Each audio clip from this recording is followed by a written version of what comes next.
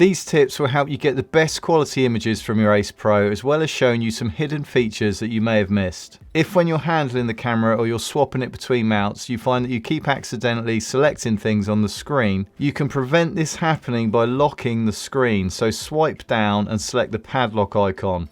Or you can go to the settings menu and go to general and deselect touch to activate when off. And if you use this method, even though you can't bring the screen back to life by touching it, you can still turn it on by quick pressing the power button. And when the screen is already on, you can use the power button to have quick access to 3 pre-selected shooting modes. So by default, this is video, photo, and time-lapse. And you can change which 3 modes that you select here by quick pressing the on button and then selecting the 3 dots in the top right-hand corner of the screen, and then choose your favorite modes. But if you find that you mainly shoot in one mode, say video mode, then you may find this next feature even more helpful. As you probably know by now, that swiping on the screen changes your shooting mode. So if we select video, but then we select preset here, then instead of swiping through the different shooting modes, you can now swipe through custom preset shooting options for your videos. You can select from biking, skiing, surfing, or vlog, and each one has different camera settings.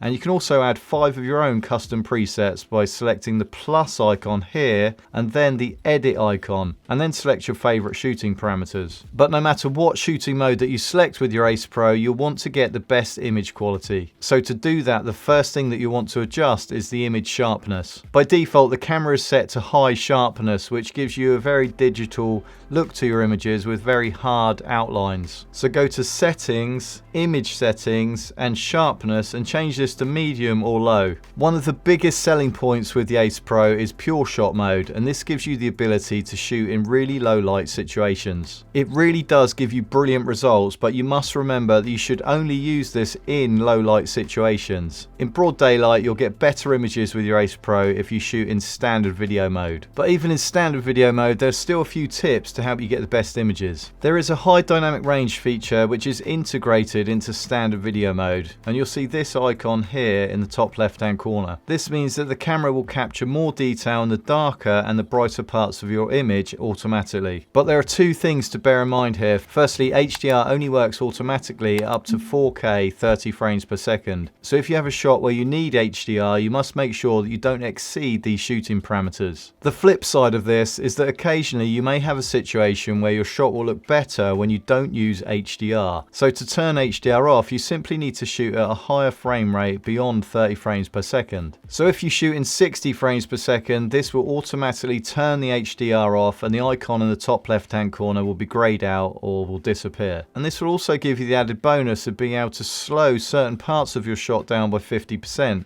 so you can have slow motion if you need it. If you want to save battery when you're shooting, you can decrease the brightness of the LCD screen simply by swiping down and tapping on the sun icon here. But you can also change how quickly the LCD screen goes into sleep mode. But the screen turning off all the time can be really annoying, so find out which duration works best for you. So go to settings by swiping down from the top of the screen, select general, and screen auto sleep, and you can choose between 5 seconds and 3 minutes, or select never. And you can also select here whether the screen turns off during recording. Now if you turn the screen off during recording, this will save battery, but I personally do like to monitor my shot every now and then, so I'd like to disable this option. But more importantly for battery saving is to turn off AI highlights assist. And you can do that simply by swiping down on the screen and selecting this icon here. And if you don't know what AI highlights assist does, if it's switched on, you can swipe from the left of the screen after you finish recording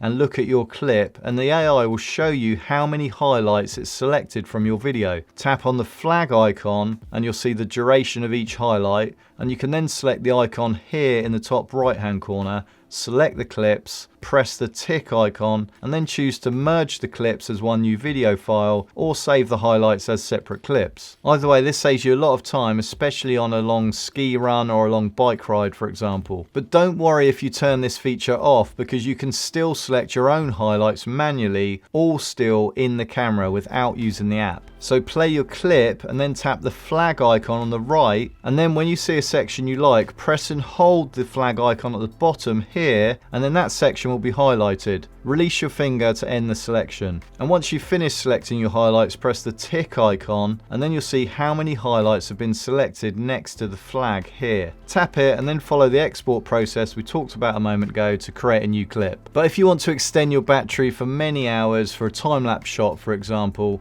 then you can do this simply by using a power bank. And you can plug it into the USB-C socket. And you can also remove the camera battery, which will make the camera a lot lighter if you're using this type of setup on a helmet mount, for example. But if you don't want to increase battery, but you want to increase the amount of video that you can shoot on one card, then you can do this by reducing the bit rate, which reduces the file sizes and almost doubles the amount of footage that you can fit onto one card. On this 128GB card in high bit rate, you can record for 2 hours and 10 minutes. And in standard bit rate, you can record for 4 hours, 11 minutes. So go to Settings, Image Settings, and bitrate, and then change this to standard. And this will affect your image quality, but for social media purposes it'd be barely noticeable. And if you're not worried about memory card space, then of course for maximum image quality, always set the bitrate to high. When you use the USB-C socket for charging or to connect the mic adapter, you can remove it simply by gently pulling the door. To put it back on, you have to slide this piece out at the bottom first and then clip it back in place. When connecting the camera to any mount, double and triple check that this standard mount that comes with the camera is connected firmly. There are a number of times for me when it appeared to be connected